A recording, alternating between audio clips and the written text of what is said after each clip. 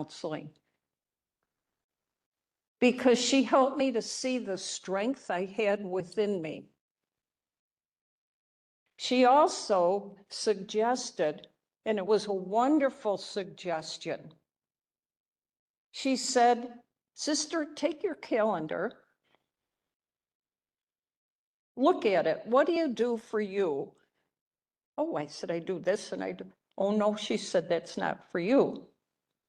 So what I want you to do is in your calendar, twice a month, I want you to block out 2 days and write there M-E. And if somebody asks you to have a meeting or to do something, you look at your calendar and say, "No, I'm sorry, I have something that day." She said, "You're not lying, you do. You're having something for you." She said, "I don't care if you stay home, read a book, go for a walk, go to a movie, or just relax." It gave me something to look forward to. It helped me to refresh, to regroup. Now, that had to be at least 30 to 40 years ago. Do you know I still do it? Now, 2 years ago, I retired from education after 56 years in education. And I'm thinking, oh, I got time. And I think, no, I'm going to do that. Because when I retired, 2 weeks after I retired, I got a call from Sister Janice at Response to Love. "I read you retired. Would you like to come down and volunteer?" And I said, "Sister, after 56 years in education, just give me 1 month." And after 1 month, I got a call. "Can you come down and volunteer?" And I've been doing it for the last 2 years. I'm 78 years old. Okay. So now I said, okay. And then somebody else called me. Who was that? The director of Erie County Senior Services was talking to the director in East Aurora, where I did the self-defense and positive attitude. And then I got a call saying, "Would you like to go and do it at senior centers?" I thought, sure. If I can help one person anywhere, it's worth doing it. Spreading the word, right, sister? Yes, spreading the word. So now I shared my life about what was happening in my family. And since then, I realized, okay, there are things I can do nothing about. Any of you who have had loved ones who have been ill and you're taking care of them and you're worried about them, can you do anything about it? My mom's mental illness, I couldn't do anything about. My parents' divorce, I could do nothing about. But be there and love them. And so you take the steps to help you to become physically, mentally, emotionally, and spiritually healthy. And that's what I did. So if any of you are going through any of that, take the steps to help yourself. All righty? School experiences way back when. And if you have grandchildren too. All right? Way back when in elementary school, and I was going into high school, I was told I wasn't smart enough to do college entrance. Can you imagine telling somebody that? So I went in to high school and they put me in a business course. Okay. I graduated from high school, I entered the convent, and we had a junior college. And we had professors coming in. There were some very intelligent other sisters. So 2 of us were pegged to get D's or C's, no matter what we did. Well, guess what happened?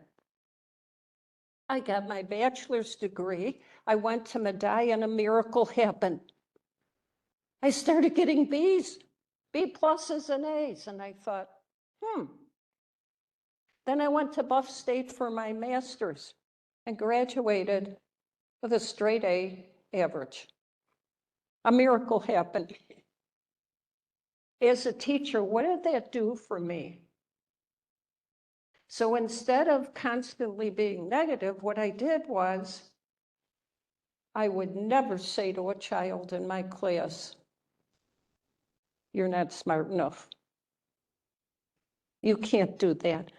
In fact, what I did is I turned it all around and I would put on the chalkboard, "I can't," and put a circle and a slash through it. And I'd say, "We don't say that in our classroom. We say, I'll try." Or I had a little boy who would always cry. Every time we did something, he would cry. Thought something's going on here. So he was timid. So what I did for him is I sat him next to me. And I would look and I'd see he had the right answer and I would call at him and I'd say, "That's right. You're absolutely right." And I did that for a long time. And now he started raising his hand. And I'd look, he had the right answer. Then I thought, you have to learn that it's okay not to have the right answer. So after a while, when he got the confidence, I looked at it and I said, "No, Joey," I said, "but let me help you get it." Right? Those are things that when what happened to me, I learned from it and I became a better teacher. Yes, we do remember the things, but I'll tell you, we grow from, we can become bitter or better. So my parents were divorced. My mom was bipolar. My brother-in-law committed suicide. And my uncle was a severe alcoholic, which affected all of us. All four of those, could I continue in my life to be bitter? Yeah. But my brother, my sister, and I said, no, we want to be better. So when things happen to you, choose to become better and help others.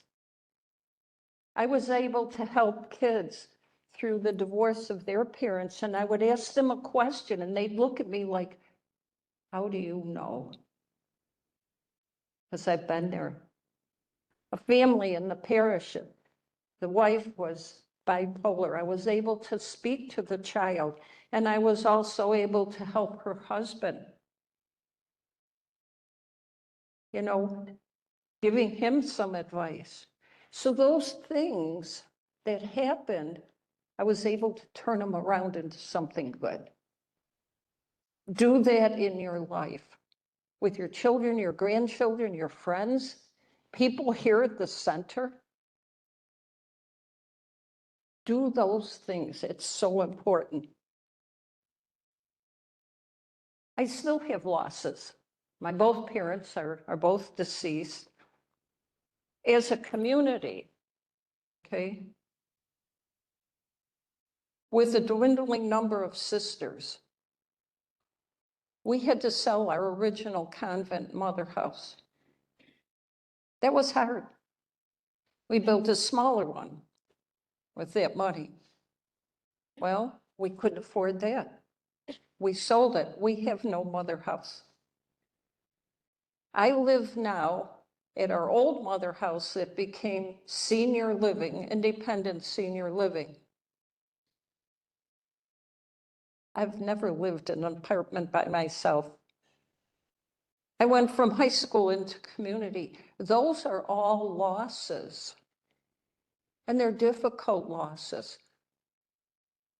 And I understand some elderly people have to leave their homes and go into facilities. That's a loss. It's a big loss. But guess what? I chose to become better. I went through the grief. It's important to go through grief. but I continue on. And now there's 7 sisters there. And we help some of the other residents. If you live in a facility, you know, and you walk down and you say, "Good morning," you smiled. Sometimes that's what people need. People that come here need you just to say good morning and smile. That might be the only smile they get all day.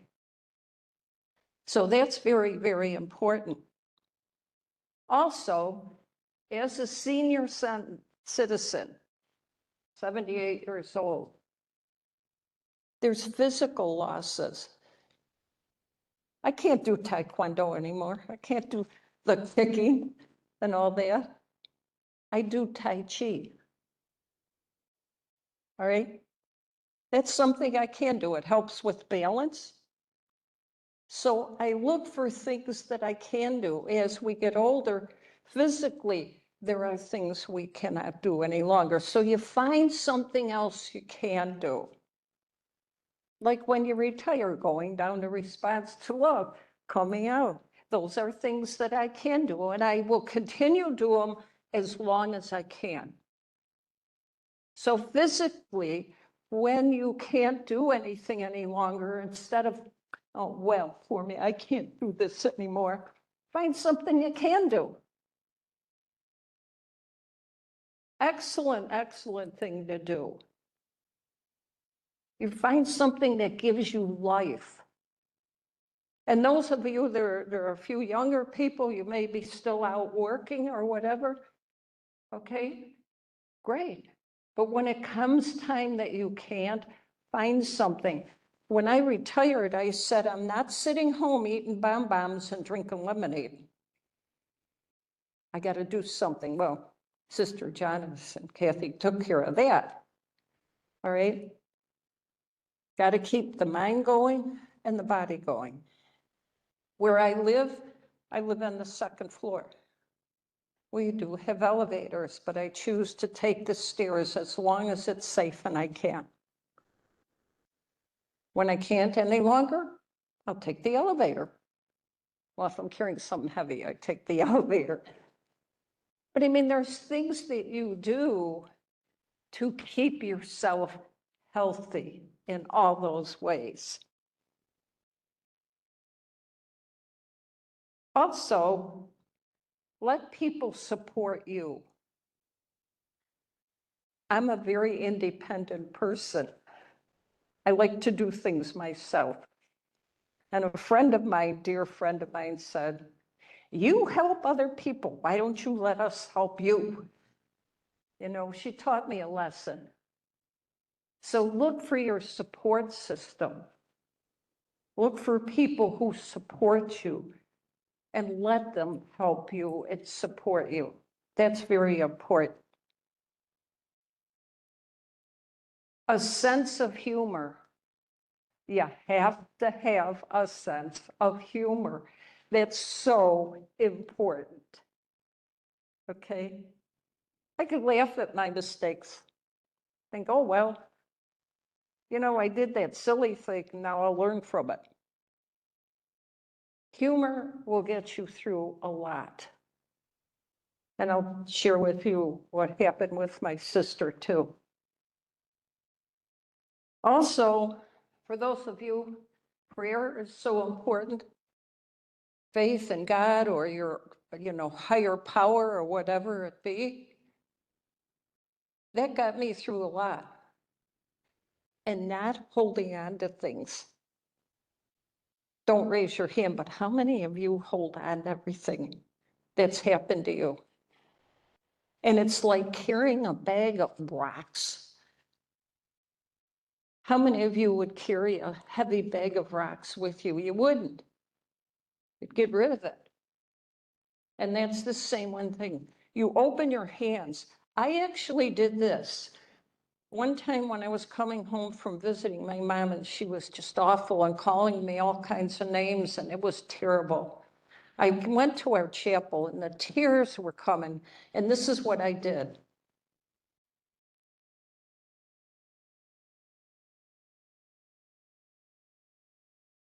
I went in and I'm crying. And I said, here, I can't do this anymore. I actually opened my hands like this. I said, please help me. I can't do anything. I can't do this. It's that letting go. And sometimes you need to just do this to let go of things. Well, God didn't answer my prayers. My mother never got well, but I got the strength to deal with it. So it was answered in a different way. Okay. Living with gratitude is so important. So important. Right now, think of something right now, a person, an event that has happened in your life or number that you are grateful for. Today, what are you grateful for? Good for you.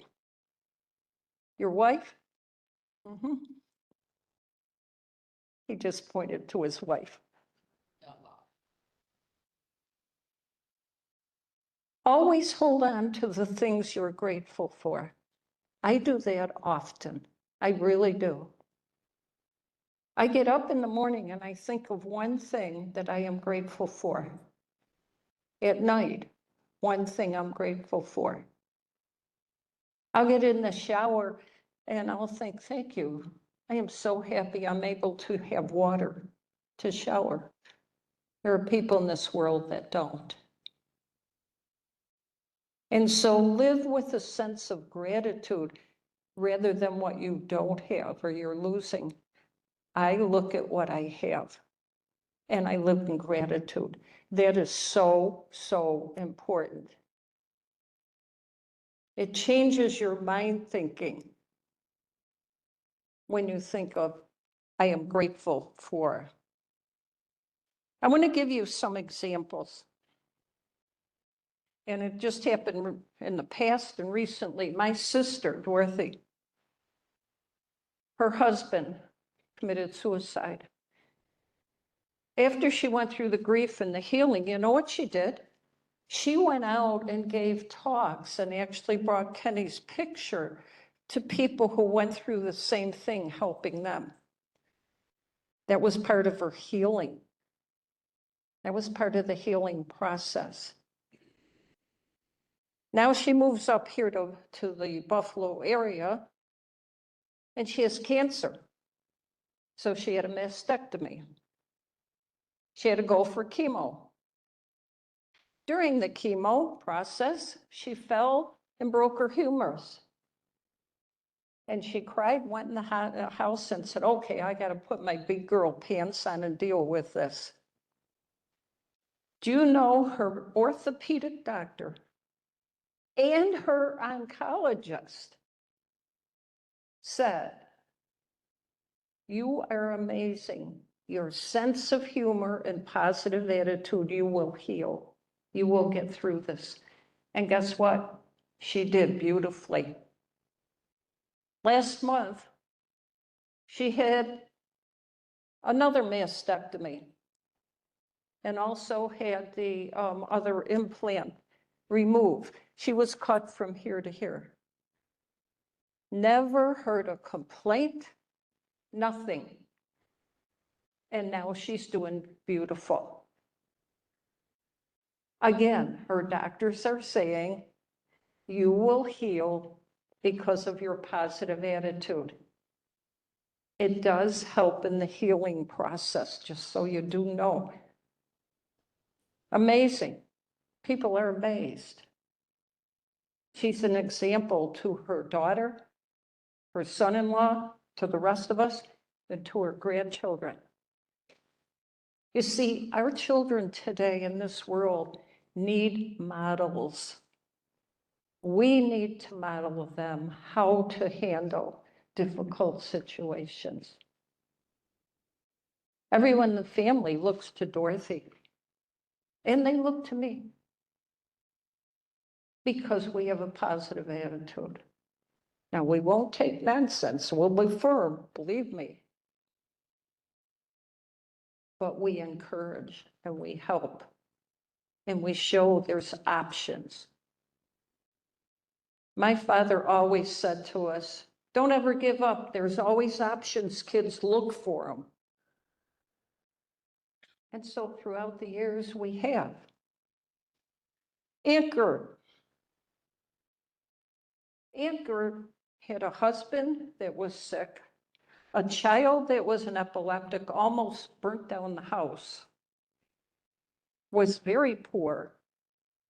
And yet she was the one everybody went to and would call if they needed a laugh. She always gave us a laugh. And I thought to myself, my goodness, all you're going through. She was a mentor in my life of laughter and what it did. All the neighbors would go to her. So again, there's people in our lives. I want to show you some. One of our sisters had to go to a healthcare facility, and she is now out in Lackawanna. She is confined to a wheelchair. I want to show you what she does.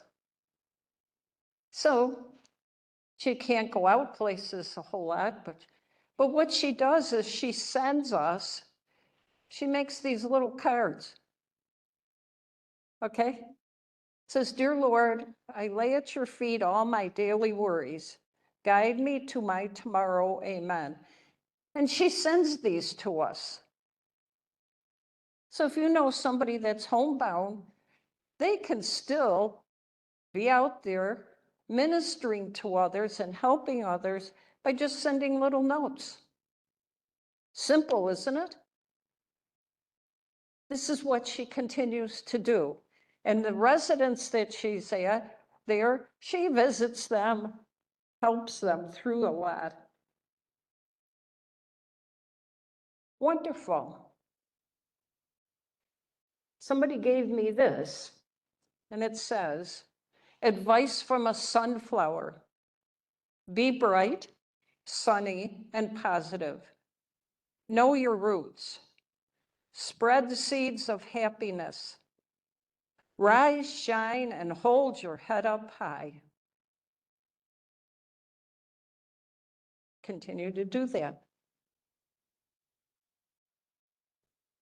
Now, I told you that I work down at Response to Love. And Response to Love, Sister Janice runs it. You may have seen her on TV and that. And we give out food, and they get a meal for the day. Then they come down and get produce. Costanzo's is really very generous. Twice a week gives us rolls.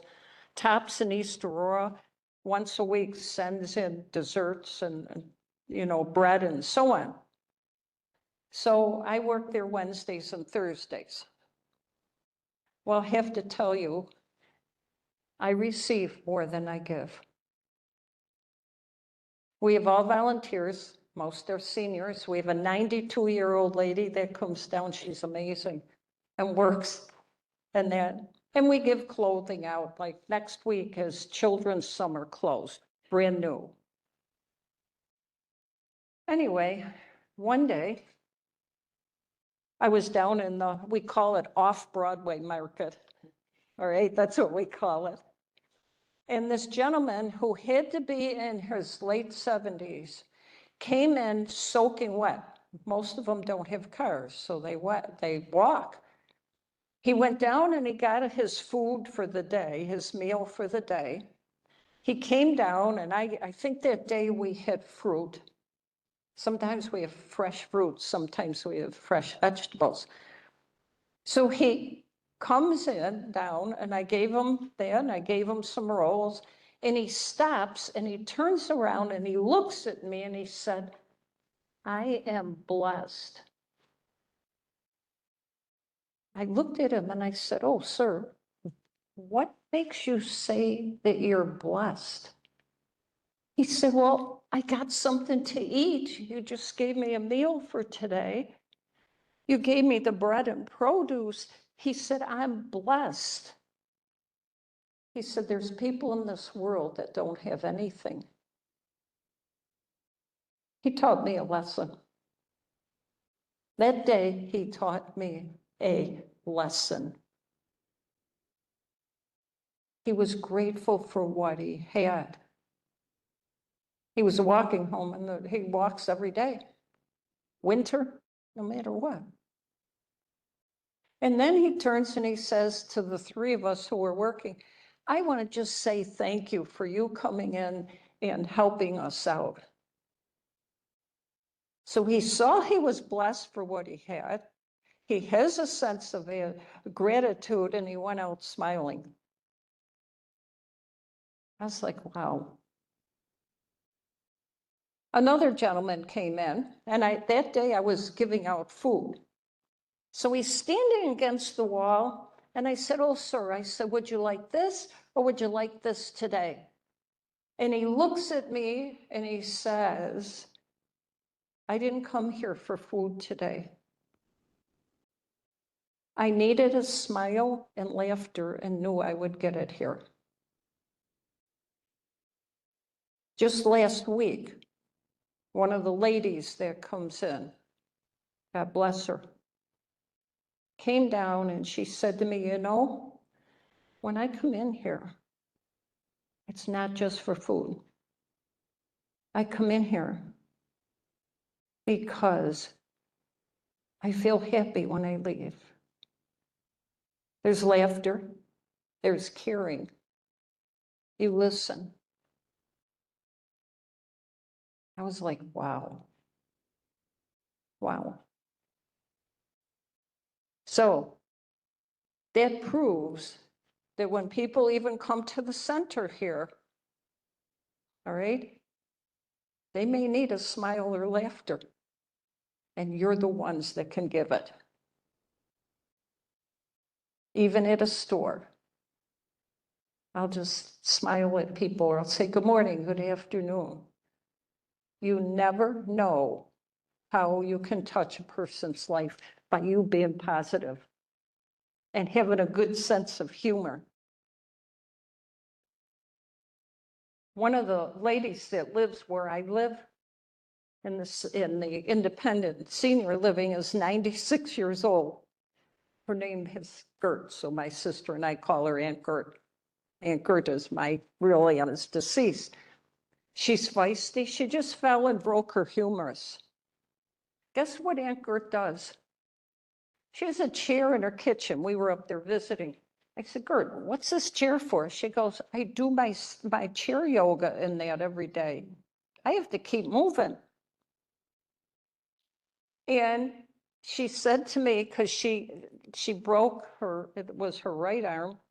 She said, you know, the boss said, I'm exercising. I got to get well. She said, because I'm going to use my walker and I'm going to be walking again. She comes to everything. People like that inspire others. I want to be that way when I'm 96, if I get there. You know, we had a sister who was 94 and learned the computer and learned how to Zoom because she wanted to Zoom with her family. 94, okay? She would take her walker and walk up Reese Street to Main Street. And I saw her coming back and I stopped. I said, Sister Helen, you want to ride? She looks at me and she goes, I got to get my exercise. No, thank you. All right, walk in the house, and there she was, like this against the wall. I said, are you okay? She goes, yeah, I'm doing my exercises. People like that inspire.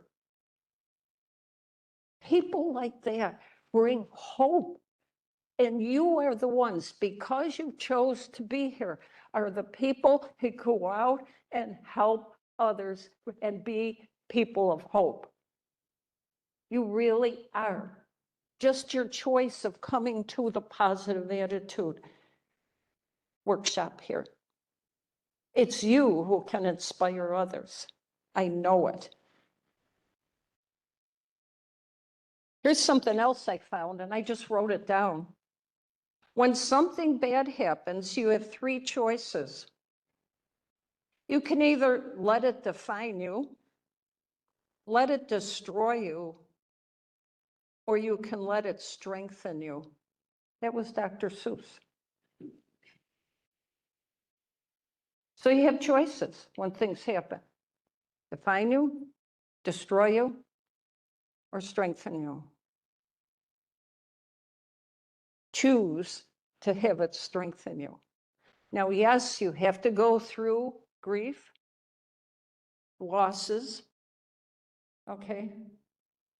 I mean, the deaths that we've had in our family and the losses of health, the losses of a mother house, not even having that convent to go to and gather. So we find other things. Do you know, throughout the years, my elementary school closed, my high school closed, my church closed, St. Gerard's in the city. I'll never forget that. It was a wonderful, wonderful closing ceremony. You know, my mother house closed. I thought, okay, God, how many more closures here now? I do sometimes talk to God like, really? You know? And then, but life goes on. As my father always said, God love them. You know, you have choices, you have options, look for them. Do you ever repeat what your parents said to you to other people? Yeah, you find yourself saying, but usually they're wise sayings. They're good sayings. You know, it's not what you said, it's the way you said it. Mother used to say that to us after we got in trouble. What did I do? No, all of those things help. So when you leave here today, you walk out that door and you say, you know what? If there's something that's heavy on my shoulders, I'm going to get rid of it. You'll remember the things, but they don't define you. You help others through the same thing. Now, you offer help, but if people don't want to take it, that's up to them. You can offer assistance. All right? Those are things that you can do, but then sometimes you have to back off and let them, you know, hopefully come to a better decision. I learned that too. You can't control. You have to let go. You know, and if somebody's negative, do you ever talk to somebody that's negative? Oh, I got an idea. I shared this in self-defense. Can I have a volunteer that would do a role playing with me? Come on up here, sir.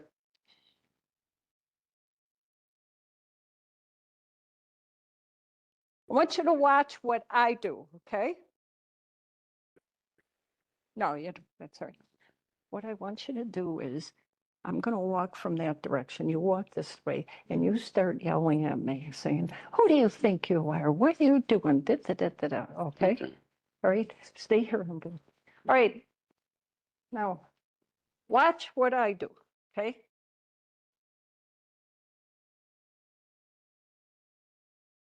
What's wrong with you? Can't you say something? Keep going. All right. I told him to keep going, but when he was saying, what's wrong with you? Can't you say something? Did I open my mouth? What did I do?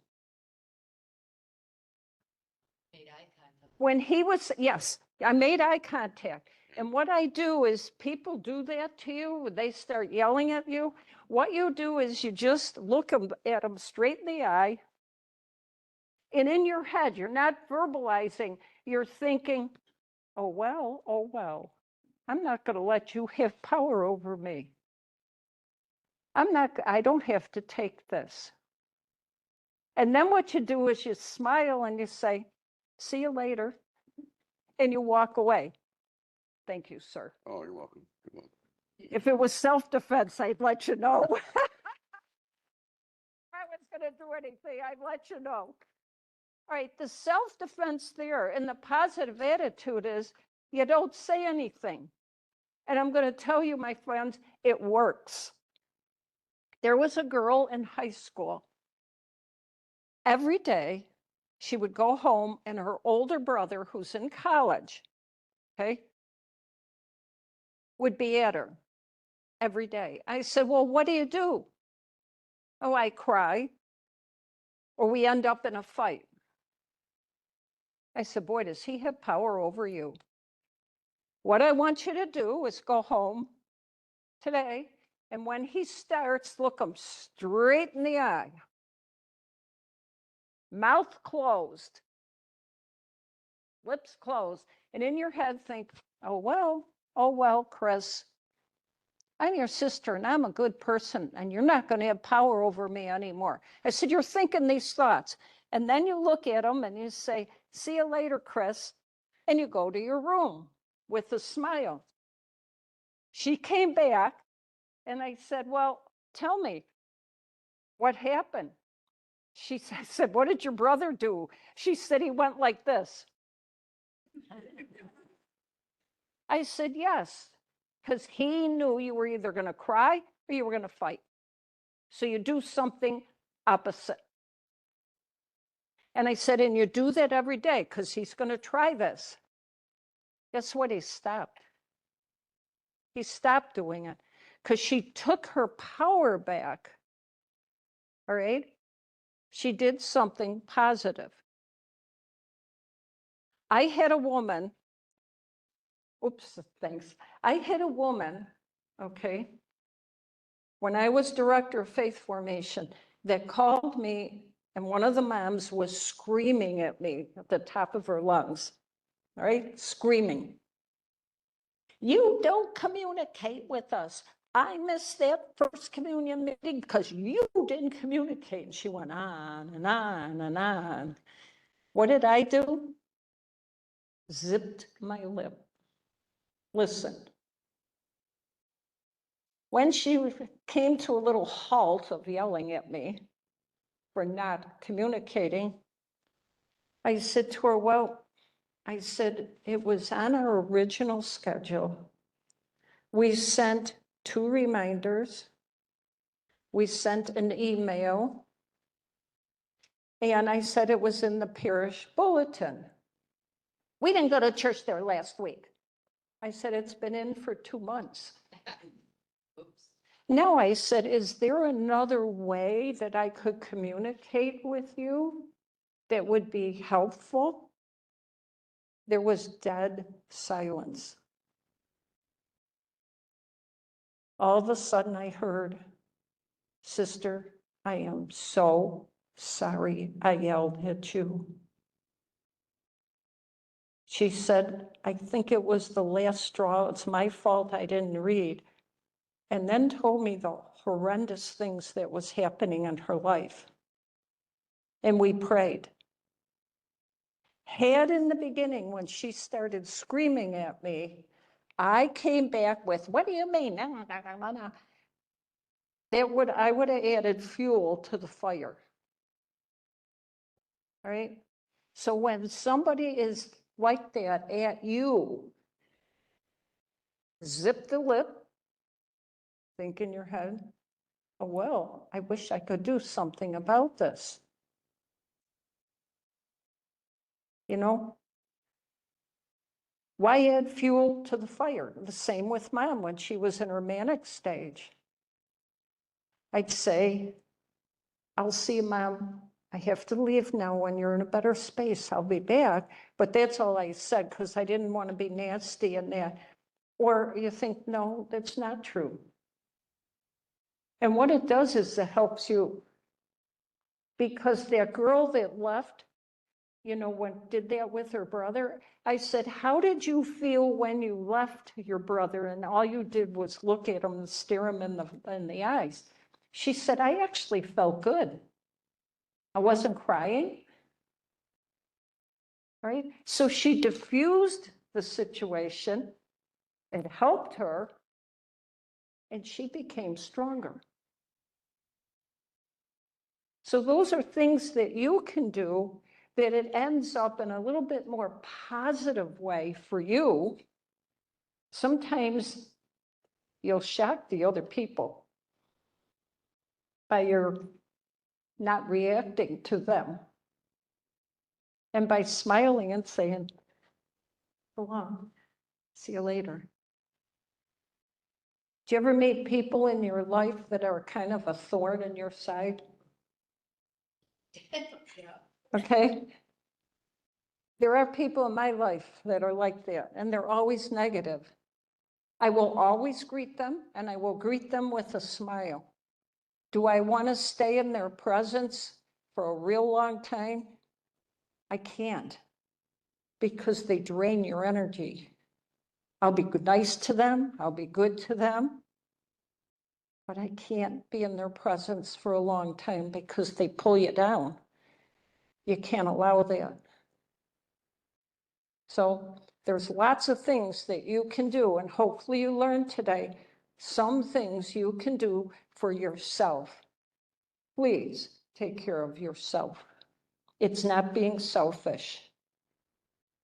Actually, it's being of service to yourself, because then you're stronger to go out and help others and do things. It's so important.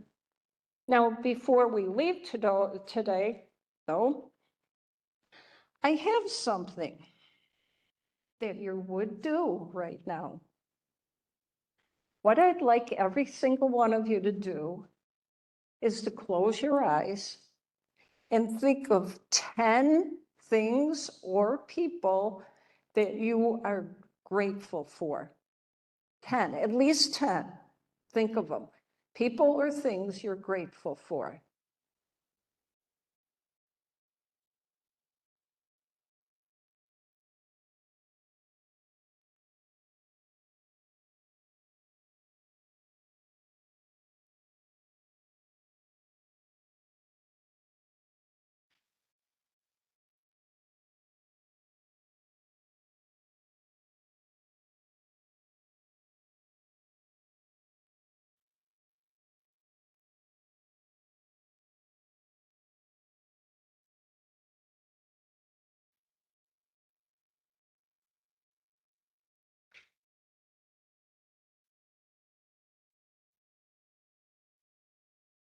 Now, every day, get up and think of something you're grateful for.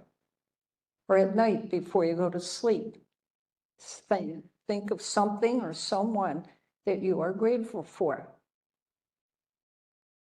All right? Live in gratitude. Live being positive. Now, I also ask you to think of a person or something that you would like me to pray for. And I promise you that today, at my morning prayer and evening prayer, I will pray for your intentions. I want to think of one person or something, one thing that you would want me to remember in prayers. You don't have to tell me. I will just ask God to listen to your prayer of what you would need.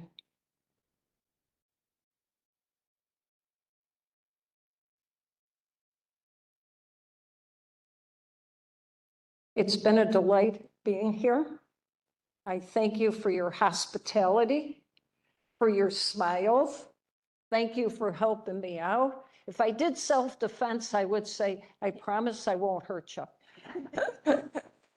When I do the practical self-defense. Has anybody ever been at my practical? You were at my, yeah. Just simple things to do to help prevent. And don't forget, one click on your car. So, yes, sir. I like the way you're doing this, spreading more peace and love. All this hatred's going out and coming. Thanks. Yes. Oh, yeah. Peace and love. You know what? That's what our world needs now. Oh, God. Peace and love. And who's going to bring it? Us. Us. And we have to bring it to the children, the teens and children of this world. They need it more than ever. So thank you, and God bless all of you, and thanks for being here.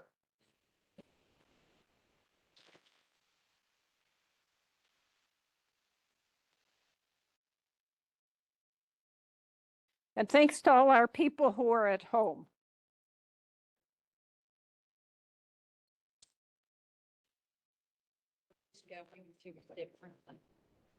I thought I was attending a different topic. I'm so glad that I was wrong.